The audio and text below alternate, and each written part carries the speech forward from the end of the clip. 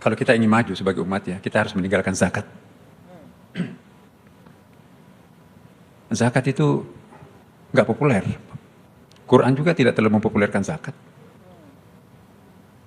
Pada masa Nabi, zakat itu nggak populer. Pada masa sahabat juga nggak populer. Yang populer apa? As-sadaqah. Khudh min amwalihim sadaqah. Bukan dikatakan khudh min amwalihim az-zakat. Innama sadaqatu lil fuqara wal masakin. Itu tidak dikatakan innama zakatu lil fuqara wal masakin. Alangkah miskinnya dan alangkah pelitnya umat Islam itu kalau pengeluaran terhadap agamanya hanya zakat. Cuma 2,5%. Bandingkan bunga mudarabah masyarakat kita itu berapa? Bisa sampai 6, bisa sampai apalagi kalau bisa sampai 9% kalau asuransi ya kan. Nah, zakat cuma 2,5%. Jadi kalau pengeluaran kita hanya zakat, terlalu pelit kita. Bukankah Rasulullah telah mengatakan, aku diperintahkan untuk memerangi manusia sampai mereka mengucapkan 2 kalimat syahadat. Nah, kalau seandainya mereka sudah mengucapkan 2 kalimat syahadat, maka terjaga mereka dari darah dan harta mereka. Kemudian kenapa kau perangi mereka? Kata Abu Bakar As-Siddiq, ya Umar, ya, seseorang ketika dia mengucapkan la ilaha illallah Muhammad Rasulullah, ada konsekuensi yang harus dia lakukan. Di antara bentuk konsekuensi yang harus dia lakukan adalah apa? Membayar zakat. Karena itulah rukun iman atau rukun Islamnya seseorang. Dan konsekuensi dia beriman kepada Allah, dia harus membayar zakat. Nah, Abu Bakar As-Siddiq mengambil nas dari sisi apa? Dari sisi mafhumnya. Nah, Umar bin Khattab mengambil dalil dari sisi apa? Dari sisi zahirnya. Paham sini? Maka kembali seperti saya sebutkan tadi. Kita terkadang menghafal hadis cuma tekstualnya saja, nggak mengerti apa kandungan dari hadis. Kemudian berani mengatakan ini masalah nggak ada dalilnya. Poin yang kedua yaitu zakat. Bagaimana menanamkan prinsip zakat ini kepada anak-anak kita sebagai aplikasi salah satu dari rukun Islam. Karena zakat ini selalu Allah Subhanahu wa taala partnerkan dengan salat. Allah mengatakan wa aqimus shalah wa atuz zakah, aqimus shalah wa atuz zakah. Dirikan salat, tunaikan zakat, selalu begitu.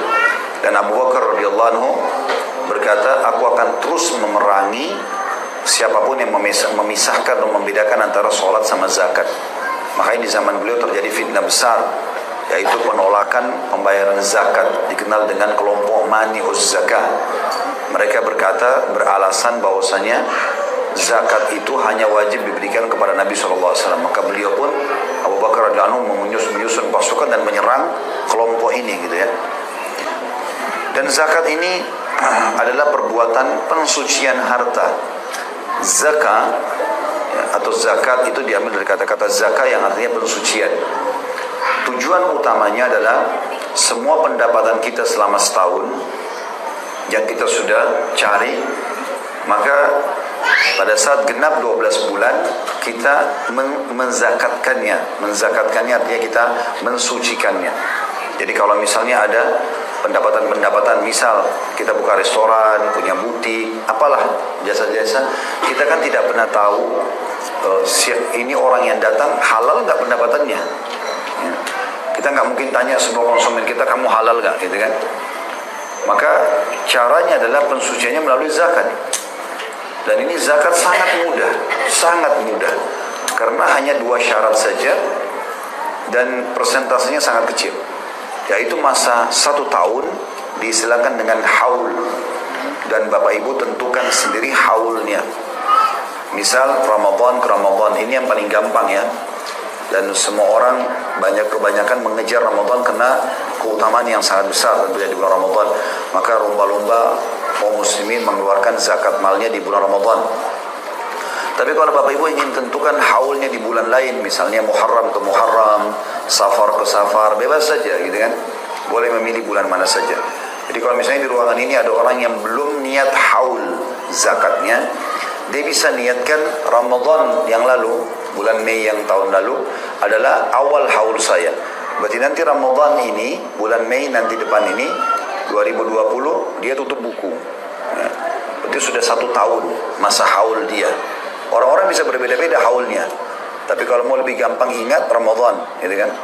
Baik, berarti apapun yang Bapak Ibu dapatkan dalam masa menunggu masa akhir haul Ramadan ke Ramadan ini, bulan Syawal, bulan Zulqa'dah, bulan Zulhijjah, Muharram, Safar, Rabiul Awwal, Rabiul Tsani, Jumadil Ula, Jumadil Tsani, Rajab, Sya'ban. Nah, sampai ini semua sampai Sya'ban apapun yang Bapak Ibu dapatkan tidak ada zakatnya, nggak ada zakat. Misal bulan Syawal dapat keuntungan jual rumah, bulan Zulhijjah dapat warisan, bulan ini dapat ini dan itu misalnya, nggak ada zakat sampai nanti Ramadan. Begitu Ramadan tiba, kita tutup buku, lihat semuanya, harta simpanan dan investasi, dua ini dihitung nilainya berapa. Masuk syarat kedua, kalau memenuhi nisab, nisab itu kadar minimalnya 85 gram emas, maka baru dikeluarkan. Misalnya nilainya 85 emas, misal contoh itu 100 juta. Ternyata total harta kita dan simpanan investasi kita 200 juta, berarti kita kena zakat. Karena melewati batas satu minimal, batasnya 85 gram emas. Kita keluarkan setelah itu 2,5%-nya. 2,5%-nya. Maka itu zakat. Yang memang tujuannya untuk mensucikan harta. Nah, perlu kita garis bawahi dan saya perlu ingatkan, zakat sama sedekah. Kalau sedekah fungsinya memperbanyak harta. Kalau zakat fungsinya mensucikan harta. Jadi beda fungsi. Kalau Bapak Ibu yang mau kaya raya, banyak sedekah. Karena sedekah ini memang untuk memperbanyak harta, kayak investasi.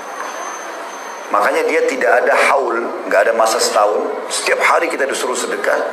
Sampai hari itu hari berbunyi, kata Nabi SAW, setiap hari, setiap pagi Allah turunkan 2 malaikat. Yang satu berdoa mengatakan, ya Allah lapangkan dan luaskan rezeki orang yang bersedekah. Dan yang satu mengatakan, binasakan orang yang bakhil atau pelit. Kita disuruh sedekah tiap hari. Bahkan Abdullah bin Umar radhiyallahu anhu bersedekah setiap hari walaupun dengan sebutir bawang. Aisyah juga bersedekah walaupun hanya dengan sepotong roti. Jadi setiap hari mereka sedekah. Beda dengan zakat, tadi harus ada haul, masa setahun. Yang kedua, sedekah itu tidak ada syarat batas minimalnya. Enggak, kan kalau zakat harus 85 gram emas baru ada zakatnya. Ini enggak. Kita punya sepotong roti, kita sudah bisa sedekah dengan cara membagi 2, sepotong buat kita, sepotong buat orang lain. Jadi dia tidak ada batas kadar minimalnya. Kemudian juga tidak ada persentasenya. Kalau zakat, kalau sudah memenuhi 2 syarat tadi, haul dan nisab, dia keluarkan 2,5%. Kalau sedekah nggak ada. Bapak Ibu punya uang 100 juta, mau disedekahin 100% semuanya boleh. Silakan saja, gitu kan? Nah, ini harus difahami perbedaan dasarnya supaya kita paham. Karena ada sebagian orang, karena dia kaya raya, zakatnya banyak, masya Allah, ratusan juta bahkan miliaran, dia berpikir tidak usah sedekah lagi. Uang itu diambil, dipegang sama dia, dikeluarin zakatnya misalnya 100 juta. Lalu dicicil lah sama dia, dikeluarkan. Kapan ada orang miskin dikasih, begitu-begitu. Sampainya tiba Ramadan akan datang. Jadi dia nggak pernah sedekah, dia hanya zakat, cuma mensucikan hartanya. Makanya tidak akan berkembang ini, karena tidak ada sedekah. Sedekah itu untuk memperbanyak hartanya. Nah, yang paling tepat zakat itu pada saat tiba haul dihitung dan dikeluarkan di masa haul itu. Misalnya Ramadan, ya habisin aja Ramadan zakatnya, berikan aja semuanya, gitu kan? Selesai, jadi nggak ada beban. Kita pun meninggal, kita sudah jalankan kewajiban. Ya, karena zakat ini kewajiban, beda dengan sedekah. Sedekah kita masih bisa simpan-simpan dulu, nanti aja deh kalau ada keluarga butuh. Kalau zakat nggak boleh, karena itu kewajiban. Dia kan rukun Islam. Ya, itu berat kalau tidak dilakukan tentunya. Maka ini lebih baik dieksekusi di masa haul itu. Ramadan ya Ramadan, habisin udah, selesai. Kecuali kita sudah berikan kepada lembaga sosialnya mengelolanya itu lain lagi. Karena si muzakki, orang yang berzakat sudah mengeluarkannya. Masalah nanti yang jalankan itu masih menunda waktunya, melihat program atau proyek sosial yang tepat, maka nggak ada masalah. Yang penting kita pemilik harta sudah mengeluarkannya. Dan ini harus difahami baik oleh Bapak Ibu sekalian. Makanya saya rincikan ini supaya kita bisa tanamkan kepada anak-anak. Kita kan sekarang mau mendidik anak. Bagaimana Bapak Ibu tanamkan zakat kepada anak-anak kalau tidak paham ini? Harus paham mana sedekah, mana zakat. Dan Bapak Ibu wajib hukumnya, tanda kutip secara pribadi, menanamkan rukun Islam kepada anak-anak, bukan pilihan. Wajib hukumnya. Ajarin mereka makna syahadat, ajarin mereka sholat 5 waktu, ajarin mereka zakat, ajarin mereka puasa Ramadan, ajarin mereka masalah haji walaupun cuma sekali seumur hidup. Ini semua wajib kita ketahui, wajib kita ajarkan kepada anak.